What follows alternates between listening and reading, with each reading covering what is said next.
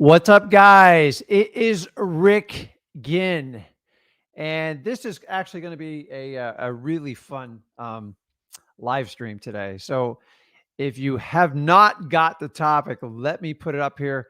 We're talking about, is wholesaling illegal?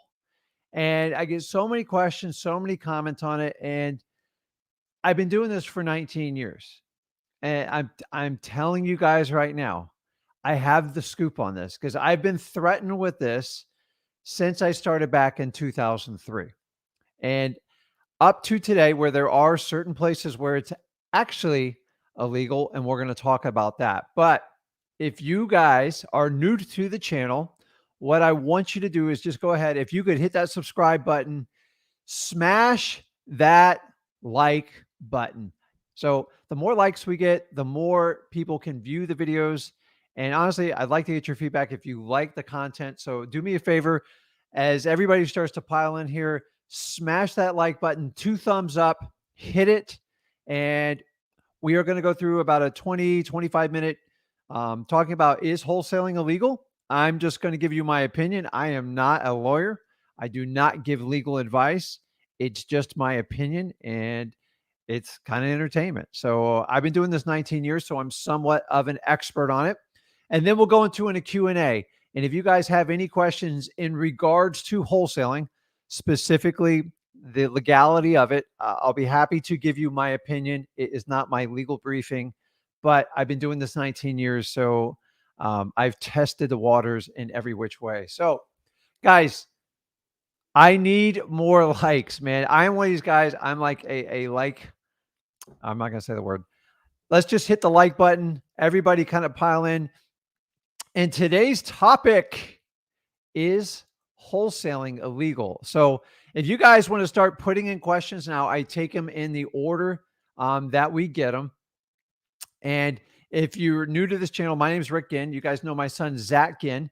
I do Fridays live. I do a short monologue at the beginning, and then we just go into QAs and I answer as many questions as possible. So if you like wholesaling, you're new to wholesaling, you want to learn from someone doing the business 19 years plus, we are a father-son team. Hit that subscribe button, hit that like button, and let's get into it. But listen, before we get started, you have to get up for this stuff, man. You can't just be like, okay, I'm going to do wholesaling today, and I'm going to work on some leads.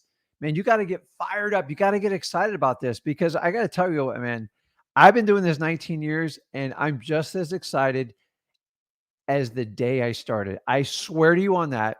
The business is that much fun. It's got its ups and downs, but I'm telling you, you've got to get up for it. You got to go in and fight every day.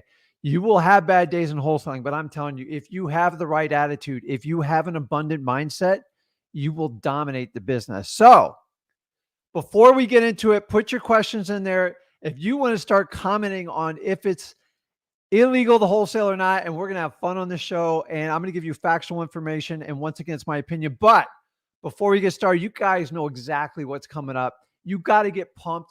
You got to kind of hulk it up. And you know where I'm going with this. Let's go, guys.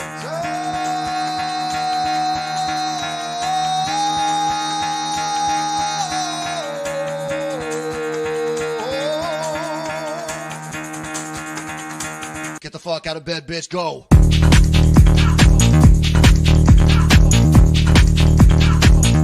Get up, and get the guy go.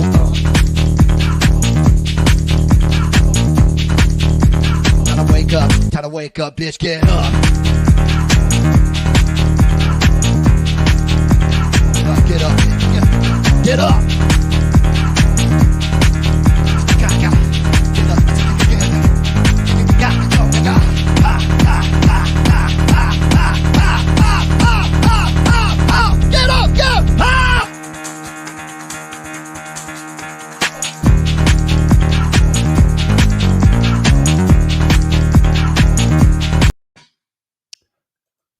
Guys, that's awesome. So you've got to have that mindset. You got to have so much fun with this. So before we get into it, get excited, get pumped up, have an open mindset, have an abundant mindset. And for once again, I'm Rick Ginn. Zach's my son. I've been doing this 19 years, and I made a decision to get out of the corporate world. I did the whole college education. I tried everything my parents did. And to be honest with you, I was miserable and it failed. I found wholesaling. It's completely changed my life. And it's the reason I'm here with you. It's the reason I have a family business. And it's the reason you guys connect with my son, Zach. And if you haven't seen Zach, he spends a lot of time on the channel and he is awesome. He started in the business at 17 years old in high school, making 100 grand a year. So if I can teach him, I can teach anybody on this. Wholesaling simple. You just don't need to complicate it. So let's get into it. Is wholesaling illegal? I'm here to tell you it's not. And if someone tells you it's not, now I'm not talking about specific, there are a few specific states, but out of the lower 48 states, for a majority, 95% of them are completely legal to wholesale. So the ones you have to avoid are Illinois, Oklahoma, Philadelphia, and if you guys want to comment on any others, those are flat out, you have to get a license. And listen, I'm not here to beat those states up, but guys, that leaves us what? 44 other states to do business in. It's not a big deal. So I am not licensed. I have never been licensed, and I'm going to give you my opinion on why I'm not licensed. So is wholesaling illegal? Absolutely not. It is not illegal. It's not a crime. And here's the question that rolls into it. Okay, if wholesaling's not illegal, can you go to jail for wholesaling? Am I going to the popo?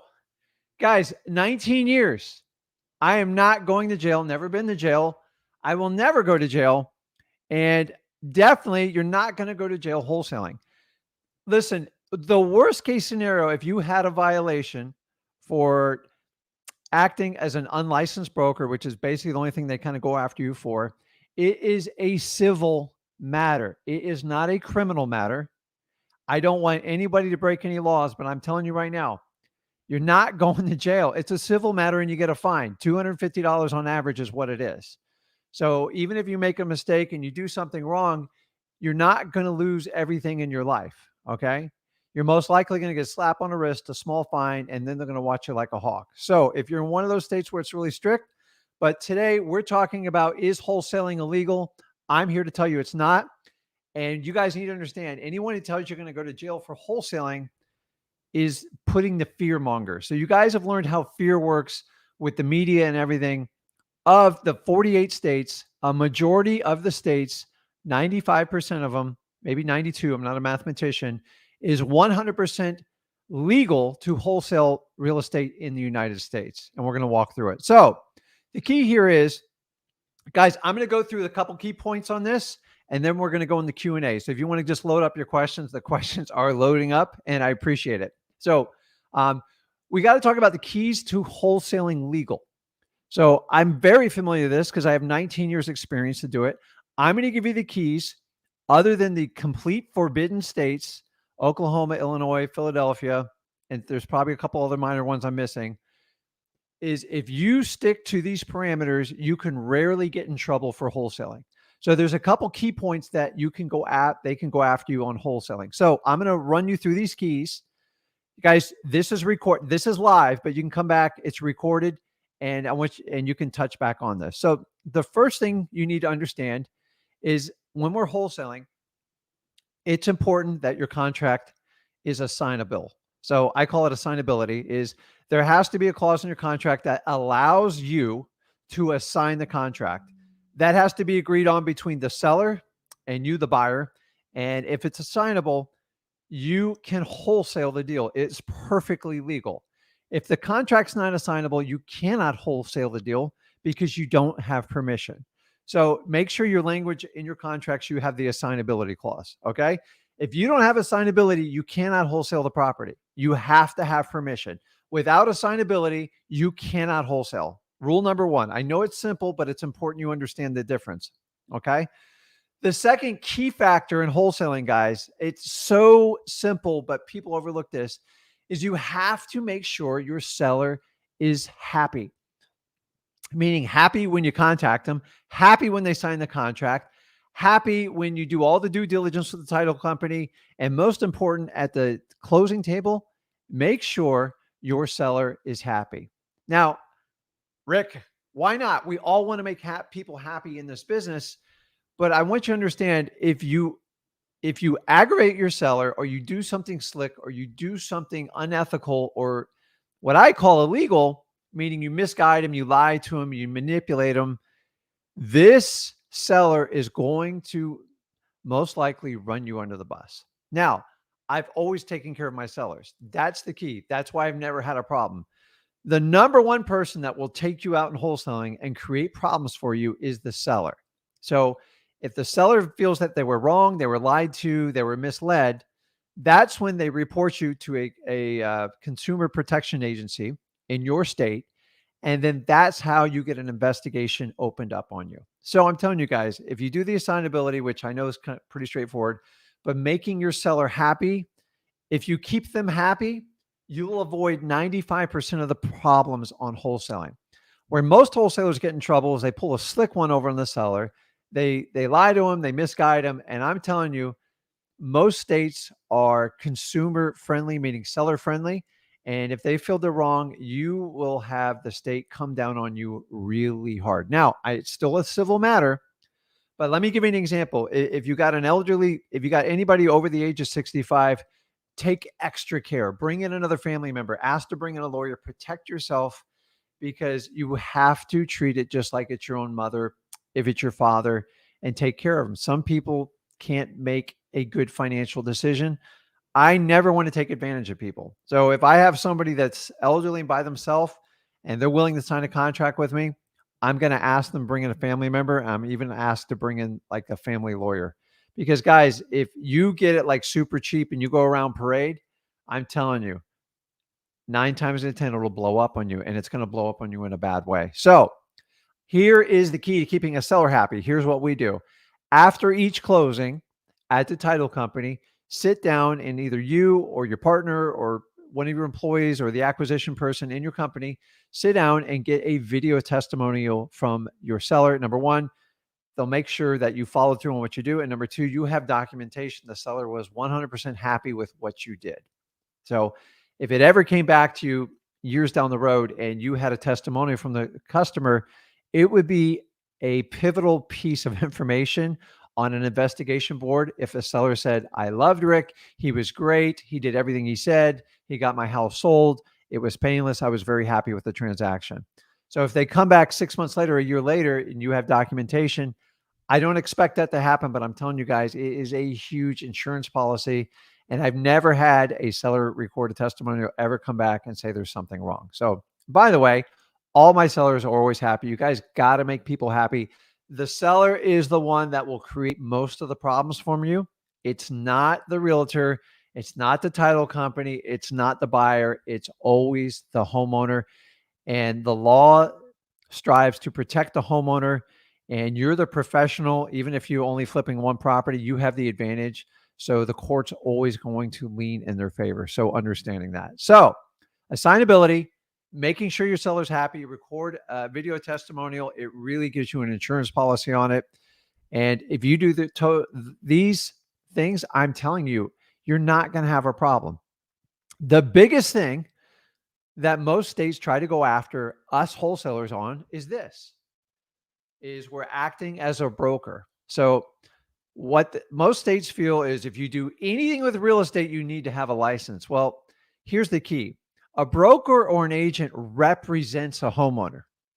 We as wholesalers, we act in a principal manner, meaning either we own the property or we have an equitable interest. I don't want to get into legal definitions. I am not a lawyer, guys. It's just my opinion, but I'm telling you, we are interested mostly in the principal if we're going to flip it. And if you're flipping the property and funding it yourself, it's not technically wholesaling. It's just flipping a property.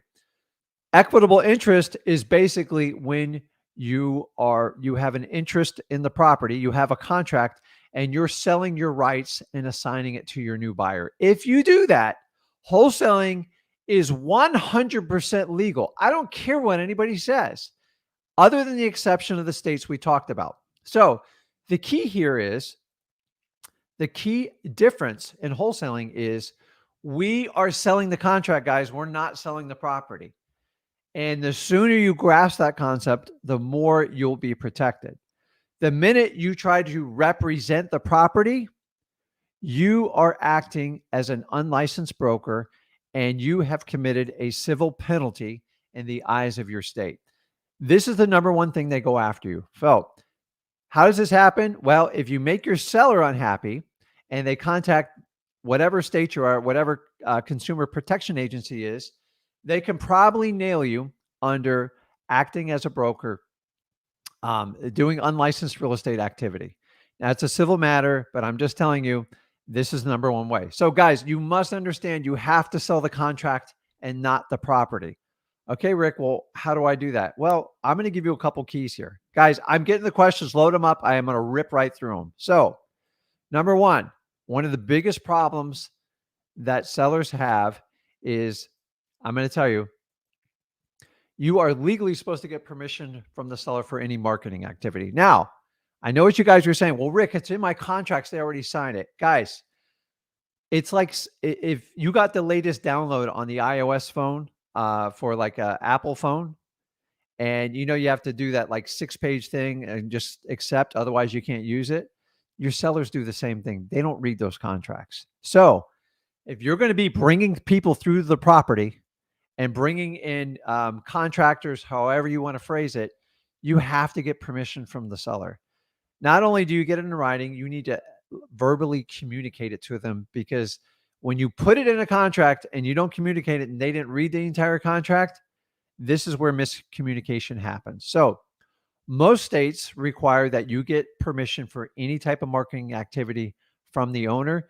I know you guys are putting in your contract, but you're going to have to verbalize it. Do not keep blowing this over, because it will blow up in your face. Okay. It's key. I'm telling you, it has to be more in the contract. You have to communicate it to your sellers. Okay. So, Rick, we're selling the contract. I get it. Here's the biggest problem, you guys. We are selling the contract. So when you go on Facebook Marketplace and you go on Craigslist and you put up the house pictures with your phone number, the address, and a price, you are now not selling a contract. You're selling a property and you're acting as an unlicensed real estate agent. It's just the truth. So, guys, stop throwing the addresses out on the internet. I hate throwing stuff out on the internet, because that's where all the daisy chains happens. That's where 5 or 10 other people start posting your properties. I know they're trying to help you out. I know there's a lot of co-wholesaling going on, but the reality is it gets back to your buyer. You didn't communicate to your buyer that you're marketing the property. And then that's when state agencies start contacting you and you've upset people and you start acting as an unlicensed agent and you're open to a fine penalty. So how do we avoid, like, okay, Rick, how am I supposed to sell it without putting it online? Guys, this is real simple. I've always told you, you got to tighten up your buyers list. Your buyers list, if you have 1,000 people in your buyers list and you're just like sending out property addresses, odds are you're probably acting as an unlicensed real estate agent. It's just the truth. Most of your buyers, they wind up being other wholesalers. They wind up being real estate agents, and you're making yourself an open target. So how do I tighten up my list? You got to pre-vet. You've got to qualify your cash buyers just like you do a qualified, motivated seller. I know it's a little time consuming and energy, but I'd rather you have 50 quality cash buyers that you know are legit, other than 5,000 cash buyers that are just anybody. You'd be surprised who's on your buyers list. And by the way, you guys with your big giant buyers list, there's people at the state level watching what you're doing. I know this personally, okay? I used to be there, okay? I got contacted a long time ago. I'm telling you, your buyers list is usually your competition, government entities keeping an eye on you, especially if you do high volume property. So guys, vet your list. Once you vet your list, you're fine. But if you guys are putting everybody on your buyers list, you're going to create problems. Another tip is direct text, direct communication. Don't do these mass lists, and any type of pictures you do, understanding you're at risk. So make sure your pictures are locked down. If you guys use Google Images for any type of pictures, I'm not giving you guidance here on this because I'm not a lawyer, but you can set it up under Google and no one can share it. Like they can't forward that email to other people. So if you send a buyer a specific picture, hey, we got a picture of the front of the house, but I'm only selling a contract. Make sure he cannot share that picture because that's where you get problems. So tighten up your buyers list. And guys, I tell you, this one, a lot of people are getting busted on right now. Any type of marketing you do, especially when it relates to wholesaling, you better make sure it's 100% factual and true. If you do any type of misleading advertising, if you're committing fraud on it, you break a whole new series of laws and it might go past civil. So I'm just telling you, if you have misleading marketing that is completely false, you are going to break some sort of statute. And I'm telling you, they go after wholesalers all the time on this. So, guys, I'm not doing this to scare you. I'm just telling you, you can legally wholesale. People who tell you can't legally wholesale, they typically they have a cure for you. You ever notice that? Hey, watch out for wholesaling. It's illegal, but if you go through my company and we'll do the funding, you don't have any problems anymore. Dude, it's going to wind up costing you so much money, you won't even be able to wholesale if you buy into that. There's a time and place for that. For the most part, guys, if you're just getting started out and you're allowed to assign properties and wholesale in your state, stick to that business model. It is by far the most profitable and the least amount of headache. So moving on, is wholesaling illegal? The biggest thing is if you ever have a problem and you wind up in front of an advisory board to decide, a regulatory board decide if you're breaking the statute, the number one thing they're going to look at is your intent. Okay. Hey, Mr. Rick, what is your intent? Are you actually going to buy the property? Guys, I know where my intent is because I've closed on thousands of properties myself. But when you're brand new and I was brand new, my intent, honestly, it was to assign the property, but I have to have the ability to show my intent. So if you're a wholesaler, you have to prove your intent is you have the ability to close on a property. I know what you're saying, but Rick, I don't have the money. I don't have it. I'm going to show you how to tighten up your intent. If you never, ever intend to ever close on one property and you do not set up a chain to be able to do that, you're at risk in wholesaling. So let me show you how to fix it. And it's really simple. And I'm going to go back to the days when I started. So you guys got to fix your intent. If your intent is only to assign and never, ever close on a property, if you get in a tough situation where your state questions what you're doing, they're going to go to your intent. So let's fix your intent. What am I talking about with intent? Number one, qualify your ability to fund a deal personally. So I had decent credit when I started. I had a little bit of money I could put down. I could actually qualify for a bank loan, even though, by the way, a cash deal, you can still bring a finance to the table. That's not illegal. That's acceptable in the contract if you commit it within the time frame. So first, if you got a decent credit score and you've bought properties on your own in your house and you got a W-2, you could probably show your intent to be able to fund the deal yourself. Okay. But Rick, I don't have the ability to do it. That's fine. The next logical step is go out and get an agreement with a private money. And private money is a lot of times it's a family member, it's a friend, they're old business acquaintances where they lend you money to fund the deal. And in return, they get a return on their money, an interest rate. And that's really the best way to do it. The key here, guys, is you have to do it before you get your first contract. So you want to go out and talk to people, tell them what you do. A lot of people are confused on how to get a good return on their money. By the way, if they're putting in the bank, they're probably getting less than 1.5%. And if you're starting out in your first deal, don't be stingy. Offer 10, 12%. The interest rate doesn't matter if you're going to make 40 or 50 grand on a deal. So make sure you reward your partners, and whatever you pay them, especially if they took the risk on the first deal, give them more than they expected. Okay. But Rick, I can't find any private money. Okay. Well, here's the next one. You guys are probably asking hard money. Yes, you can go out and do hard money. There's a reason they call it hard money because you have to do a lot of paperwork. There's a lot of fees. I'm going to let you on the secret on hard money. Set that relationship up before you write your contracts, guys. So if you ever get questioned about your intent, If ABC Funding is your hard money lender and they've approved you for the property and you're ready to go, your intent's to buy that property. If you want to sign it, that's your right or not. Okay. Moving on to the next one,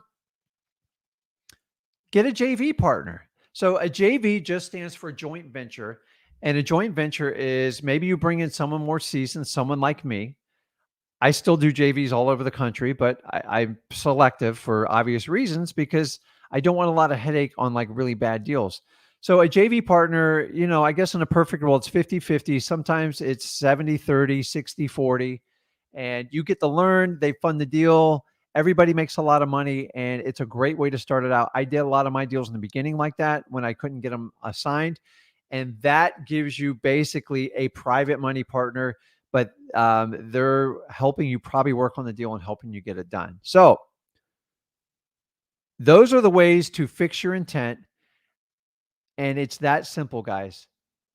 You can personally fund the deal, private money, hard money, JV. Guys, get your intent straight. If you got to understand at some point, not everything works out perfectly in wholesaling, and you got to have like a plan B set up. I don't want you to figure out the plan B while you're in the middle of it. I believe marketing is the most important, but there are some things you have to do to protect yourself in wholesaling.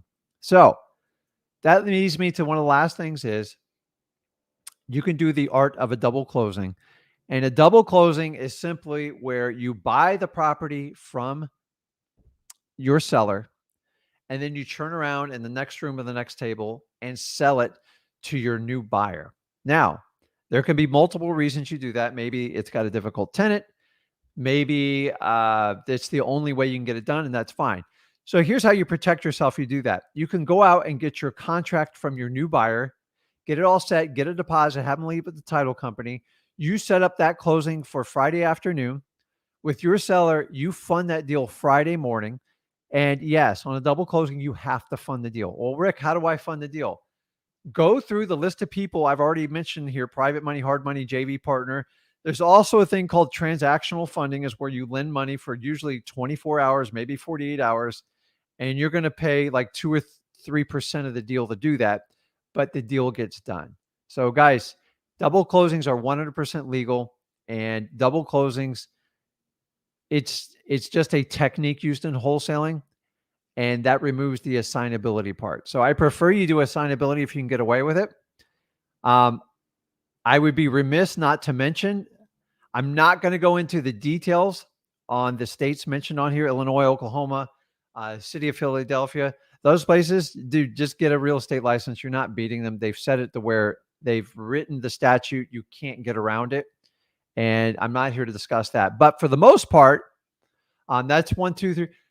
So that's 2 states, basically 3 states. It's basically illegal. So we have 48. So 45 states, it's legal. I know they're getting restrictions, guys, but you've got to understand, go back through this video if you're concerned about wholesaling being illegal in your area, and make sure your contracts are assignability.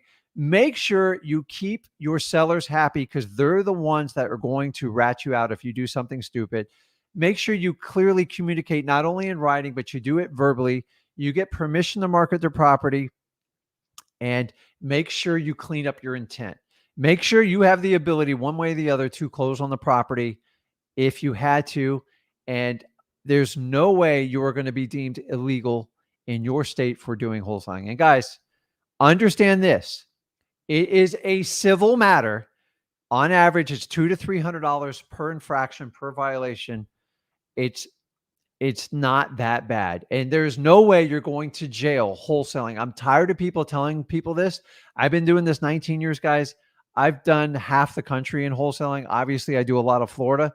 If you just follow some common sense practices, there's been a select few have made it very tough on us wholesalers, meaning they don't disclose stuff. They hide stuff from the sellers. Guys, the more honest you can be with people, the better off you're going to be. What I'm telling you is you want to create a win-win situation. So, oh my God, we got lots of questions. I'm getting into it. So last but not least, it's the classic argument on wholesalers: should I be licensed or unlicensed? So I already had a question. I'm going to start answering questions now. I am not licensed. I don't want to be licensed. There's a reason for it. I will only get my license when I have to, like my back's put against the wall. So I operate unlicensed. The reason I like that is because I'm not under scrutiny of any type of board for what I do, as long as I do common sense real estate. I make people happy. Number two, I'm not liable for like every transaction to come. So when you become licensed, everything you do is under scrutiny of a board. And by the way, it's just a panel and they will decide the fate if you violated the statute or not. I'm not open to that because I don't have a license. So I can't be regulated. By the way, I tell everybody on here, the only person I answer to is my mother. God rest her soul. That's the only person I ever have to answer to. Past that, I don't answer to anybody. I just don't. So also, all my marketing material, I don't have to disclose on there. I'm a licensed realtor, blah, blah. I don't have to put it on websites. I don't have to put it on all my marketing pieces. I don't have to disclose on phone calls. Guys, some of this stuff kills deals. So I work with a lot of clients that don't want to work with a real estate agent. So if I'm licensed, I kind of shoot myself in the foot. Guys, this is my personal opinion. You guys ask me and I'm telling you. So, Rick, why don't we just get licensed and avoid the whole thing? Well, here's what happens when you get licensed. You have to disclose it to everybody on all marketing materials. And the one time you don't disclose it, you get a fine. You get multiple fines. They'll take your license away. When you wind up getting a license, a lot of time, it depends on what state you're in, but then you have to be sponsored by a broker. You have to pay fees. And then you're going to be a lot of them are going to ask you to join MLS. Guys, I have a brokerage. I don't even have a license. I own it. I have a broker that runs it. And what I do is they run it, they're licensed, they do all the paperwork and the diligence. I don't want to get into those weeds. The amount of paperwork you have to do for licensing is ungodly. It is a lot of work. And I didn't get in this business to do all that stuff. I don't want to be a real estate agent. Now, if you want to do the dual thing, I want to be an agent and a wholesaler, you can, but there are some cons in it. By the way, so if you do an assignment fee and someone's upset, you are exposed to a regulatory board deciding if you've broken any type of statutes or ethical laws. And realtors get sued like all the time. And then they go after the broker and, you know, 3-4 grand in MLS fees you get talked into. And all of a sudden, like you got all like, hey guys, I want to be a wholesaler. That's what I want to stick to. That's why I'm not licensed. If you can avoid being licensed, I would avoid it, because licensed, you are regulated. You have to file paperwork. You have to do everything. And I didn't get in that business to do that. And you have to disclose everything. And it like drives you nuts. So guys, that's it. I'm telling you, wholesaling is not illegal. You will not go to jail. If you do violate one of these things, it is a civil matter. And typically it's a $250 fine per infraction. So the question is, okay, if I put up 8 pictures and they hit me for $250, okay, it might be $1,500. Like, you got to learn. A lot of this stuff's common sense. I'm telling you right now, if you just take care of your sellers, you'll avoid most of these pitfalls. So I'm going to jump into questions, put them on here, and I'm going to go quick because I want to answer as many questions as possible. So if I see duplicate questions, understanding it's going to answer it. If you want, you can go back to the recording. So let's see. Diana, welcome to the show. She's just getting started and looking for her first deal. You are in the right place. Okay. So, hey, what's up, Philip? So Philip says, have you heard if Texas might make wholesaling illegal? I've only heard rumors. Okay. This is the problem, Philip. Okay. I love the internet. I love that we're able to connect. But the word I heard or somebody said or the word rumors, wipe it out. Go on the internet, look up your state laws. And I'm telling you, they might have pending legislation going your way. You can research it. Get in touch with your local politicians, your state representatives, and see what's going on. We have very little representation in this business. I'm the first to tell you. And I'm not, there are some lawyers that go out and fight for us, but for the most part, we don't have lobbyists. We are up against the wall against licensed realtors, which is part of NAR. And if you guys don't know what NAR is, it's a National Association of Realtors. It's one of the strongest organizations in the United States. It's one of the biggest corporations. And they take all those real estate fees they collect for MLS, and they go out and hire lawyers. Do you know, for the last 15 years, they've been sued by the Department of Justice for antitrust, for manipulating the market. And the problem is when you get a license, it falls under their kind of jurisdiction for brokers and stuff. And they do price fixing. So if you guys have a chance, look up the Department of Justice versus NAR, check it out. It's some wild stuff. And it looks like they are 100% going to lose. I don't want to be part of their organization. So Philip, when you start hearing the words heard, rumors, I've heard since I joined 2003 that Florida was going to make it illegal. Here I am 19 years later. Come on. Like, I'm tired of this, man. You guys are being pumped with a lot of hype. Listen, if it happens, if you are forbidden in your state, then get your license and move on. But like this, I've heard rumors this is going to happen. That's the problem with what we have going on. So I appreciate the question, but until it's illegal in your state and you see the statute, most of the time, they can never prevent a contract from being assignable. So, oh man. What's up, Lyndon? How you doing, man? He gets pumped up. Georgia is the state, by the way. I get that. So I know Atlanta's, they passed something. I think it's regards into how we market it. So Diana, I absolutely love you all. By the way, me and my kids jumped around and danced every time. See, that's it, man. I love it. You got to get excited about what you do. And I'm actually one of these freaks that loves wholesaling. I just love it. I hear all these like guru stuff. Like, I want to get out of it. Like, dude, 19 years. Stop listening to what everybody tells you and start looking at their actions. If all they do is coach and try to pump you programs, do they really love wholesaling? Like I'm all in it, dude. I taught my son. He loves it. We love it as a family. My wife's involved in the business. Like, this is what we do. And we love every minute of it. So I appreciate you, Tony. Thank you so much. Let's see. And guys, use this chat. Love the way, dude. I love that video. We just, like, me and Zach kind of came up with it. We contacted the guy and it's worked out great for us. So here we go. Kayla, Michigan is one of the few states that limit the number of real estate transactions you can engage in before you must have a real estate license. What does this mean? Kayla, I can tell you right now, I do Michigan. If that's true, I'm in big trouble. It's not. There's no limitation. I know at least 10 wholesalers, especially in the Detroit area, hundreds of deals, no license, no limitations. You need to read the statute, guys, because the problem on the internet is anybody can post anything without verification. So you have to do your homework in your state. I can't rip through all 48 states. I know Florida inside and out. I know Michigan very well. And that there's no way that's true. You'd have to lock up half the state if that was true. So I've had people doing it 30 plus years there with no issues.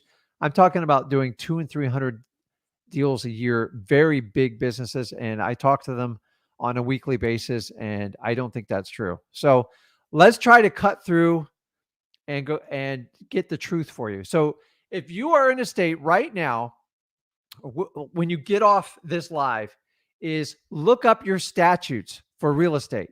I'm telling you, read it word for word. And if you're not comfortable, sit down with a lawyer and find out what's legal. Guys, in 45 states, it's 100% legal to wholesale. But we're also worried about these few states. Yes, are they going to pass some legislation here or there? If you follow the advice I give you, unless they completely ban you from doing anything other than your own personal residence, you can legally wholesale in the United States. I don't know why everybody's freaking out. I think these videos like this, like, hey, is wholesaling illegal? You're going to jail. They get a lot of hype. But I don't have a cure to sell you other than common sense.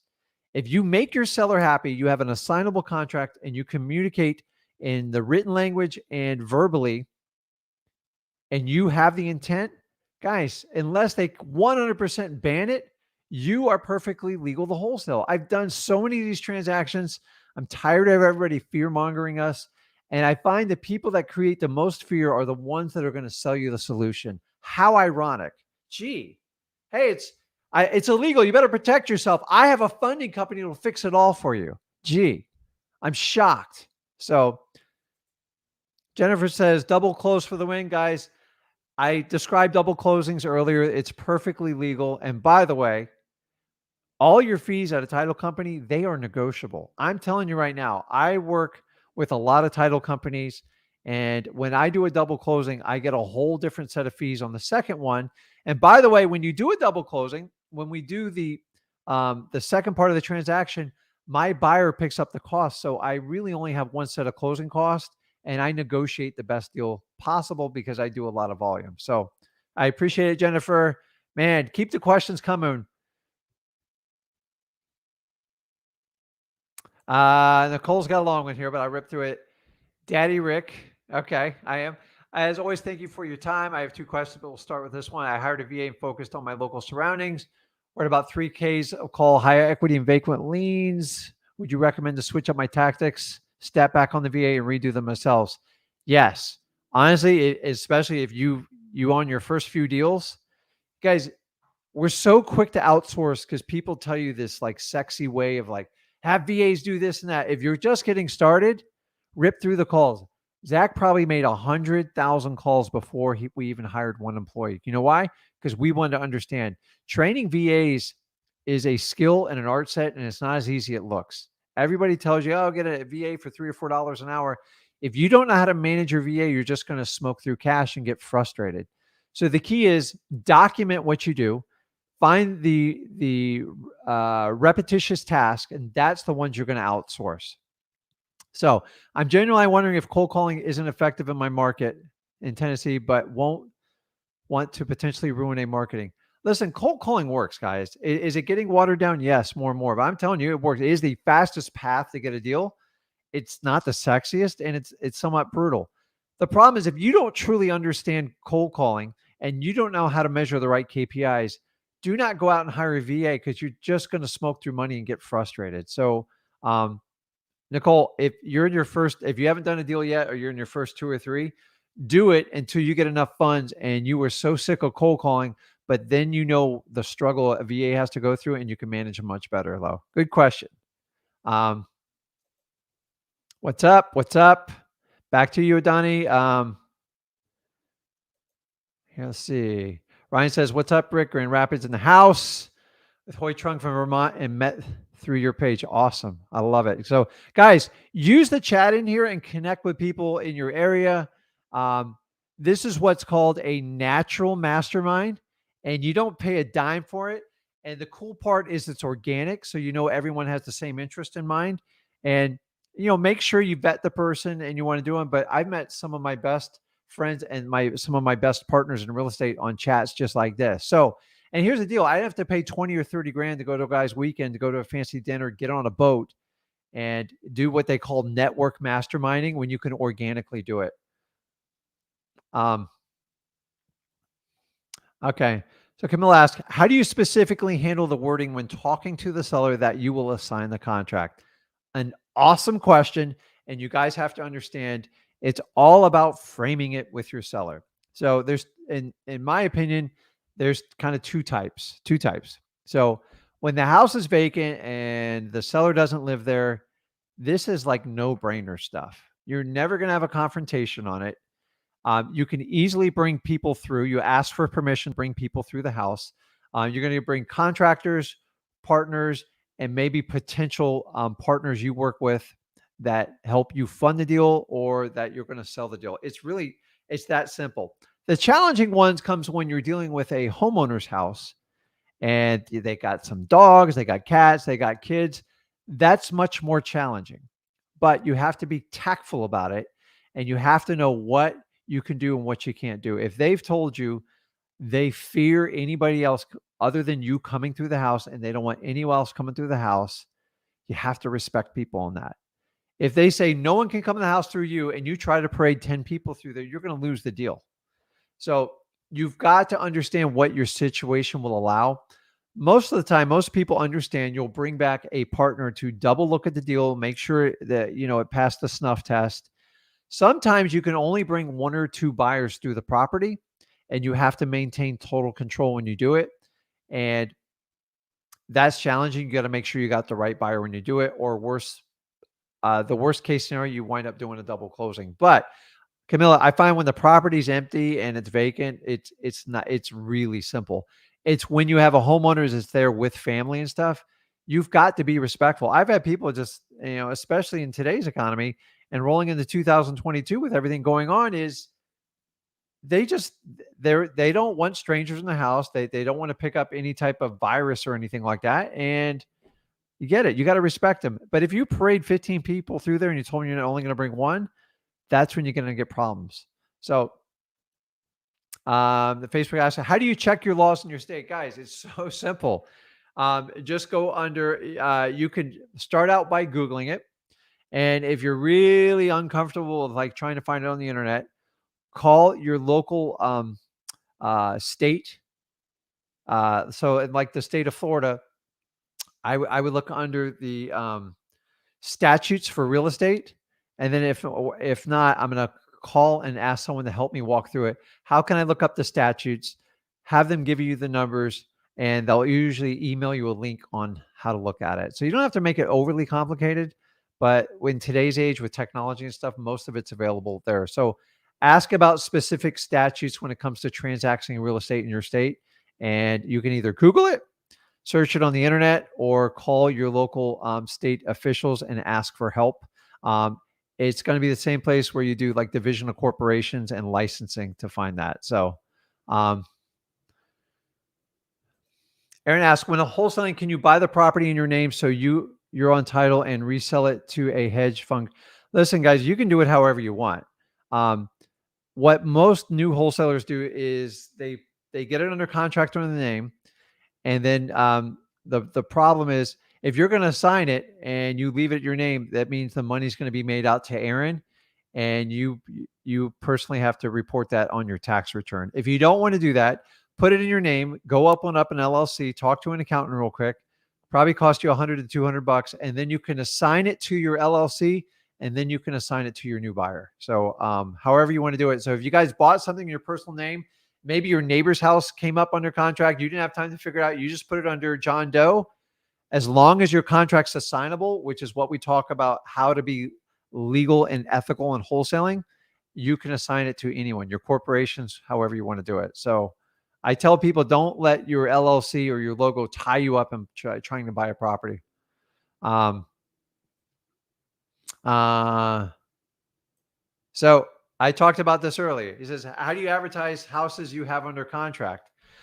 The reality is, if you want to avoid practicing real estate without a license, you have to sell the contract. How do you sell the contract? You have to talk about the contract with your buyers. If they ask a question about the house, you can answer it.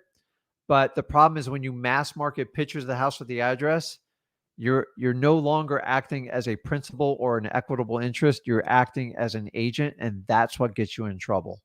So make sure you tighten up your buyers list and you know who's on there, and you put protection so people can't be forwarding pictures or anything like that. Now, I'm not a lawyer, so check a lawyer in your local state. I'm just giving you my opinion of my 19 years in doing this.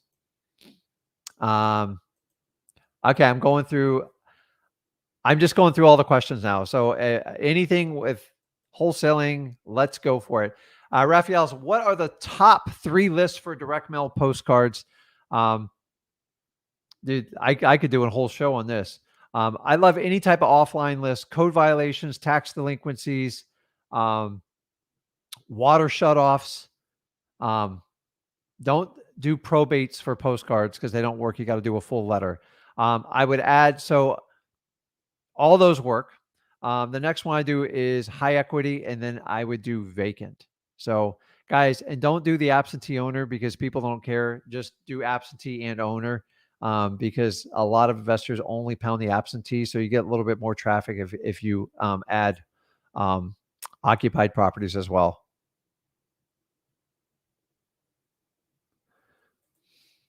So Christy asks, what's the criteria ask when cold calling and vet them? So what I need you guys to do, I'm kind of running behind here, is if you go to freewholesaling.com, it is the only 100% free course available in wholesaling. I give you my 19 years experience plus all my son's experience.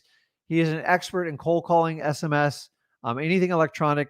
He's really, really good at it because we use it in our business today. And it will walk you through. but you're going to have the same qualifications for every type of deal you get for a motivated seller. So number one, you have to find what their motivation is. And you guys got to do this with a conversation. Number two, you got to find out the condition of the property. Number three, you got to find out the time frame. Like, are they ready to sell? How soon? And last but not least, price. It's those four simple things.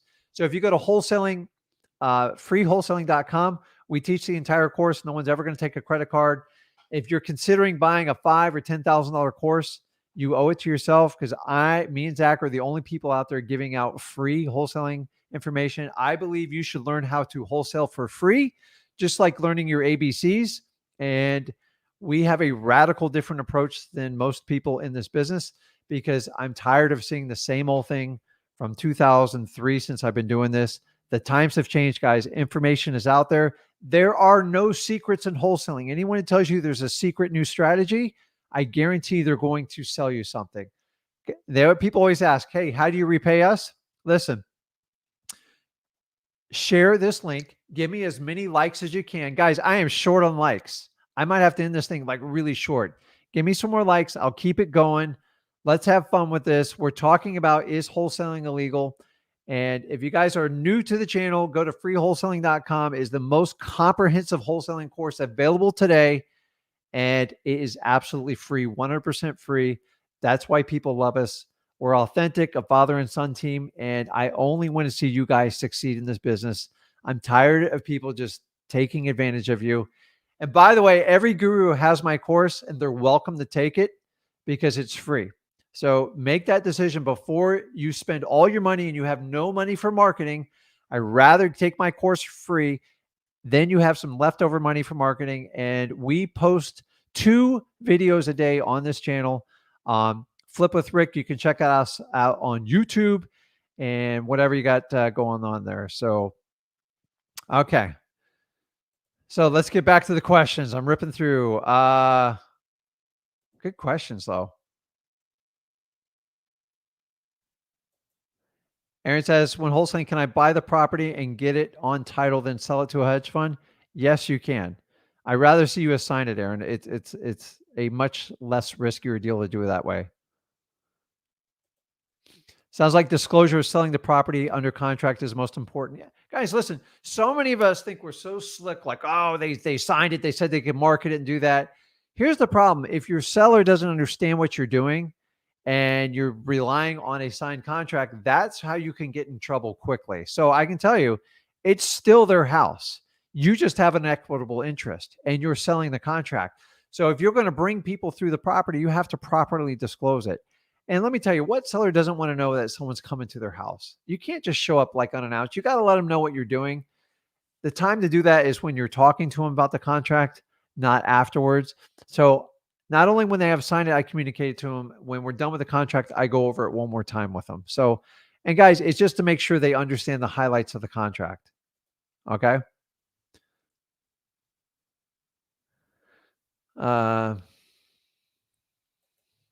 Raphael, I can do a deep dive, but go to like freewholesaling.com. So PITI is just a cute little acronym for principal, interest, tax, and insurance. Principal, interest, tax, and insurance. Just Google it. These are like bank terms when somebody gets a mortgage and a loan. The principal is if you got $100,000 loan. The interest is if it's like 5%. Taxes are the property taxes on it. Insurance is the cost to insure the house. So Kayla asks, so if I can prove my intentions, I could potentially come to you to help finding a buyer. If I can prove my intentions, I could potentially come to you for help with finding a buyer. Yeah, but you can. I'm giving you general advice on how to protect yourself in wholesaling. If your game is to go out there and just write a million contracts and you never have intentions to close, and you have a hiccup, meaning you pissed off a seller, you're going to have a problem. Because when it got to the point in front of a regulatory board, they go, Mr. Rick, you've written 82 contracts. You never, ever closed on one. You never had the intent on closing. So now I've closed on like a lot of properties, so I know my intention. But in the beginning, I had to prepare myself like, what if? The best thing you do is get a cash partner behind you, and it'll give you the confidence to the roof, guys. I'm just telling you. If that cash partner is your mom, your dad, a friend, a relative, if not, go get a hard money loan, go get a JV partner, whatever it is. If it's a good enough deal, I'm in, man. So what's up, Kayla from Hawaii? I'm not sure how to do it. That's the one state I haven't been to, and I definitely got to look you up when I get there. So, such a gorgeous place. God, is he in the right place? So awesome. I appreciate it, man. So Kayla's helped me out. He says, smash that like button. Guys, give me some more likes. I'm going to rip through these questions. We're in super round because I went 3 hours yesterday with Zach, and I've sworn I won't do it this time. My wife's going to kill me. So Sonia says, trying to get into wholesaling, any advice? That's really, really simple.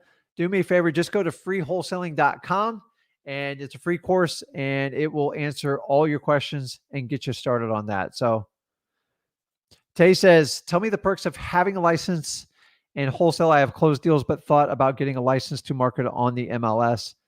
Listen, I went through this earlier. The biggest problem you have getting a license is you are now going to be regulated by a board for anything you do in real estate, even if it's wholesaling. You also have to disclose on all of your marketing pieces.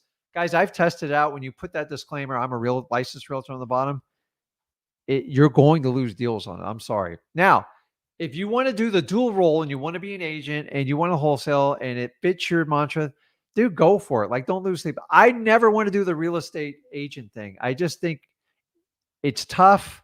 There's too many agents in the market, in my opinion. And I don't like the whole retail part of it, inspections and appraisals.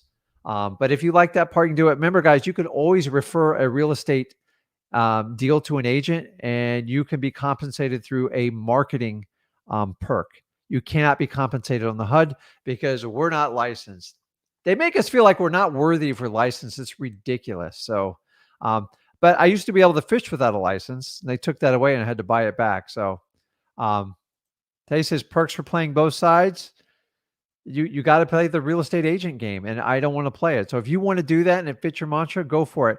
In the old days, people used to go get a license just so they get access for MLS, but using things like PropStream, listrei.com, it's you don't need to do that anymore. So if everybody asks, hey, what list do you use? We like to use listrei.com, and you get a 7-day free trial period. Guys, with listrei.com, you do not have to be a realtor. In the old days, I paid thousands of dollars. I gave up tons of money just to get access to MLS. Now all that stuff's online between Zillow, Redfin, and Trulia. It's just too easy. So, last year, is the city of Atlanta affected or the whole Georgia? I believe it's Atlanta, but I believe it's on the marketing part. Listen, guys, you can spend all day deep diving this. I'd rather you focus on marketing, finding qualified, motivated sellers. If you're just going to focus on, is this legal or not? Guys, it's a civil thing. If you have an assignable contract, you take care of your sellers, you disclose everything verbally and in writing, and you lock down your intent, you're golden. I'm telling you, I've been doing this 19 years. The people that are telling you it's scary are the ones trying to sell you the cure. And that's the problem in this business. I'm not deep in your pockets, and I can tell you the truth. And the minute I sell you a course, then I'm going to have to push you to one side because it's a sales game. So I'm into flipping properties, not flipping students. There are good gurus out there, but for the most part, there's a lot of people who've been doing this business 2 or 3 months trying to tell you how to do it. And they're trying to show you fancy cars and exotic destinations and boats. Guys, I don't show any of that stuff because I don't care. I'm not going to say it. I promise not to say it. I won't say it. Let's move on. Tay, I know you're asking a legitimate question. So you've got to make that. I don't make the decision if you're licensed or unlicensed. It's a personal choice. But I'm telling you, we get licensed, you have a new obligation that wasn't there before, and you have to live up to it. So, Sonia says she's retiring soon, want to embrace wholesaling. Dude, dive in. Freewholesaling.com. I've put it up there. I'll put it up there checking this out here. Where is it? Go on to freewholesaling.com. Let me try to keep my place here. Guys, give me some more likes. I'm getting to the bottom of the questions here.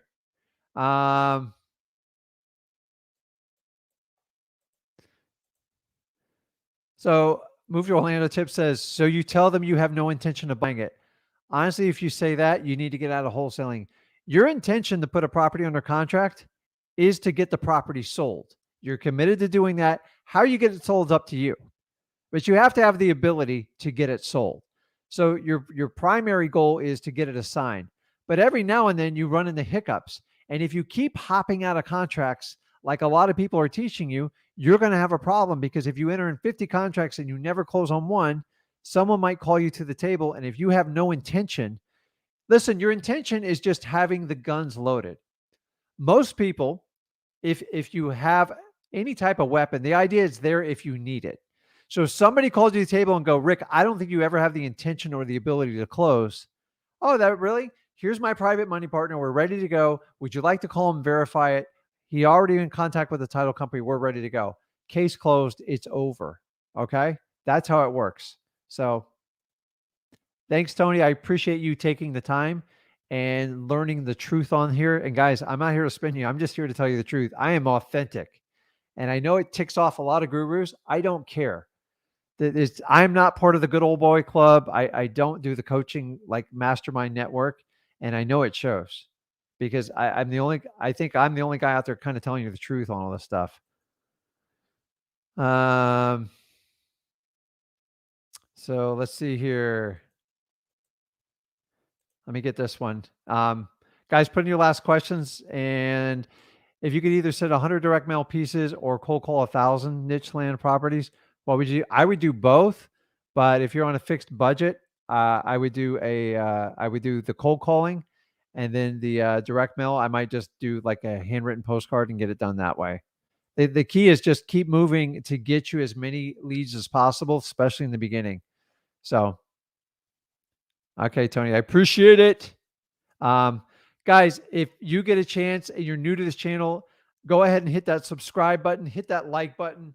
And I am here every Friday night, and I just give it to you. I'm not charging anybody a dime for this. Last night I went 3 hours. We answered live. We did like free coaching one-on-one. I know me and Zach are the only ones that do it. And I appreciate it. So guys, go over to freewholesaling.com. It is the #1 wholesaling course in America. Not only because it's free, because it's the best one out there. And join it. We post 2 videos every day on our YouTube channel, Flip with Rick. Check it out there. Also, go online and join our Facebook group if you want to get into these live coaching calls on the one-on-one. Let me point you in the right direction here. Our free wholesaling mastermind, and everything's on there for you. Awesome. Adam says, thanks, Ricks. There are more questions on Zach's live. Yes, because Zach does a little bit longer. He's younger. And sometimes me and him do Thursday nights together as well, too. So Zach, I believe, goes live 3 or 4 times a week. Plus, we do videos, and we upload the most content on wholesaling available on the internet today. It's basically me and Zach, and we love what we do. So, guys, Double C, I appreciate it. I appreciate you guys tuning in. Listen, guys, wholesaling is legal. Don't let people walk you off the ledge. If you're in one of those states I mentioned earlier, the 3 or 4 parts, you have to get a license. It is what it is. Don't spend mope about it. When you hear the words, I heard a rumor, I think, guys, go get the facts, okay? You are an elite bunch trying and committing to doing wholesaling, and you're no different than me. You're no different than Zach. Get the facts. Don't let people scare you, guys. The easiest thing to do is scare you and push you out of the business. And I'm not going anywhere, and I don't want you to go anywhere. You guys fight too hard. Keep it going. Keep it real. Keep it authentic. Tune in, guys. We are here every day posting and keeping you up to date and keeping the gurus out of your pocket on taking your hard-earned money when you can get the information for free and spend your money on marketing or spend it on your family. Man, I love you guys, and I appreciate it. And I'll see you in the next video. Thanks, guys.